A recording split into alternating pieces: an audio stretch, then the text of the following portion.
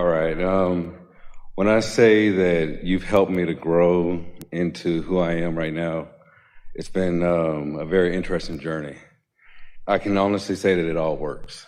Yeah. That when you allow yourself to embrace the truth of staying true to yourself in the sense of what makes you feel good, then it just keeps leading you down roads that you can come to the point where I've come to where now my favorite statement is, thank you for the contrast. Yeah, step 5, step 5, step 5, step 5, step 5, step 5, step 5. Bless the contrast, because it is the reason for expansion, and expansion is so delicious.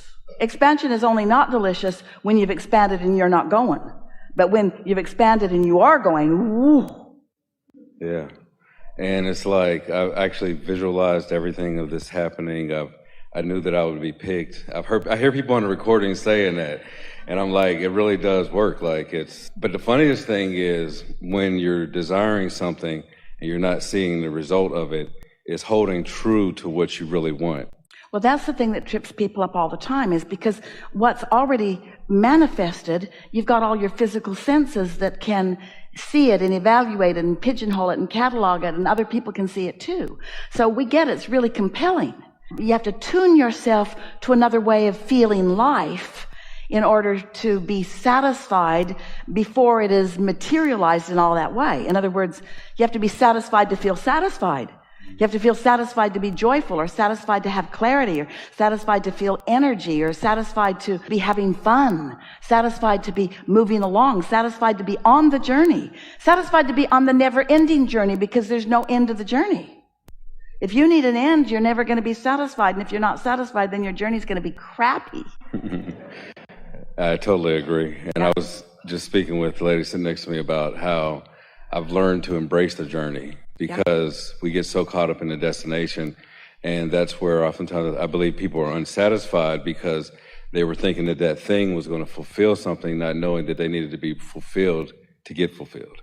Every moment, and we're not kidding, your life is giving you an opportunity to evaluate and choose satisfied or unsatisfied.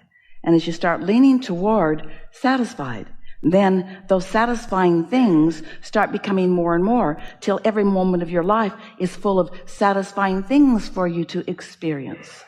The better it gets, the better it gets, the better it gets, the better it gets. Law of attraction just keeps you full of whatever's active in your vibration. That's so true. Yeah. And I've actually learned to really apply this. And for me, the biggest thing has been appreciating the small victories, because it seems like because that's what life is. Yes, that's part of the journey. So what you're saying to us, and thank you so much for it. What you're saying is you're satisfied when there's not a lot of momentum. In other words, it's a small thing and you're satisfied. And then law of attraction takes that satisfaction into greater and greater momentum, until then there are really big and really frequent peak moments. But you're not demanding the peak moments all the time, because as long as you're in the range of satisfaction, you know it's all going to be good. Yes. Yeah. And I've seen this actually in my work. I had a supervisor that was not acting in the way that I thought they should act. But unsatisfied. We're just playing. And then I realized that they were there to actually grow me. Satisfied. And in that growth, I started getting even more control over the environment. Satisfied. Which led them to go from being irritating to them embracing me. Satisfied. The way that I am. Yeah. Because I've had to deal with thinking outside, being a little different in the way I think, and just the fact that I'm here. Most of the people I know wouldn't be coming to a conference like this or investing the money to do this. Yeah. And that's what I look at as an investment in myself and my greater being. Yeah. And puts you in a place of greater expectancy of results. It does. And I'm at a point right now where I've seen that it works. I've recognized my power. I'm constantly, throughout my life, I've been reminded of the greatness within me. But I have not, in my opinion, allowed myself to walk in my full greatness. All right, not satisfied. That thought's not satisfying. Correct. We're right here in this moment where you have control. So what you just said, even though it's a hot button that you've pushed many times, right now in your supreme alignment, you just made a statement that is leaning into dissatisfaction. Now, catch it fast and reorient it. What do you really mean to say? I knew that when I came here, I was going to come out knowing that I am and I can be whoever I imagine myself to be. I know so much, and I don't mind stepping into contrast. And the fun of knowing who I am is just beginning for me in a conscious way. I've had glimpses of it my whole life. I've had moments where I stepped into my power and I knew it. But I wasn't able to sustain it because I didn't really understand the laws, and I didn't really have complete awareness of my own guidance system. But now I do. I get the laws of the universe. I understand who I am. I understand my relationship with Source and with my inner being. I understand all of that. So now, the richness of life that comes to me, I'm in control. I get to choose. Can't you feel the power of that statement? And don't you know it to the very depths of your being? There wasn't anything that we said that you don't absolutely know. Yeah. I definitely do choose this. And I want to know, how I put it. Yes, the answer is yes. Put it in the terms that your inner being would speak it. I want to know, speak it as your inner being would speak it. I want to know, how do you go from the average person that you've allowed yourself to be to, like, where you maybe went from the stage of, hey, I'm having this feeling. Here's your answer. The same way that you find satisfaction, and then satisfaction becomes clarity, and it becomes stability, and it becomes knowing, and it becomes energy, and it becomes excitement, and it becomes enthusiasm, and it becomes love, and it becomes passion. Feel the difference between feeling the relief of letting go of some resistance. I feel fear, and now I've found revenge, and I feel better, but there's still resistance. And now I found revenge, but now I feel anger, and I still have resistance, but I feel better. But when I cross over from that into satisfaction, now there's no resistance. In satisfaction, there's no resistance. There's not much momentum either, but there's no resistance. So satisfaction, as the momentum increases, and it will, goes into all those things that you want. So when you say average, let's call average satisfied. Let's call it satisfied. So now here I am, this person who has deemed myself as average in the sense that I don't feel greatness.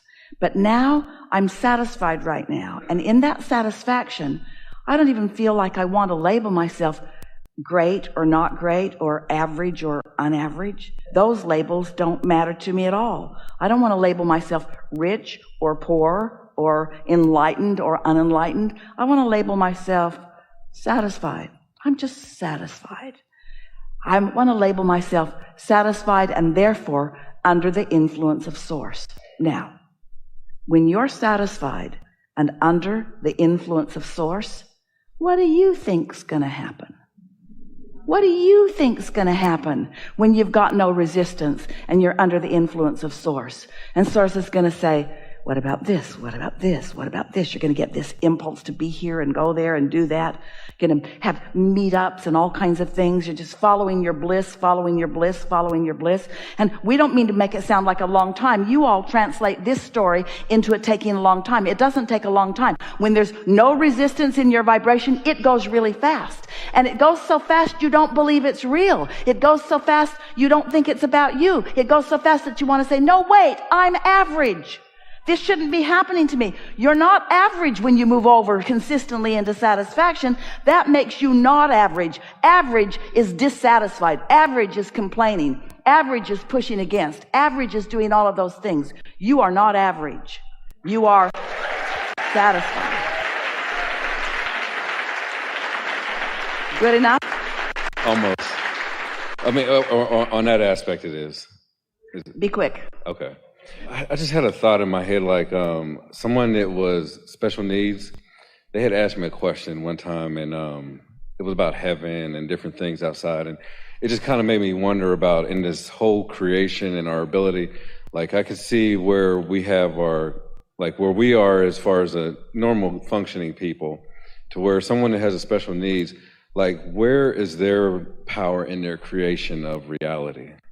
They are powerful, and in most cases more powerful than anyone else they know, because they made a decision coming in that they didn't want to be someone that could be categorized and pigeonholed and expected to be any certain way. They came with differences. They came with a very strong intention that if you're going to love me, it's not going to be because I'm going to perform in a way that makes me lovable.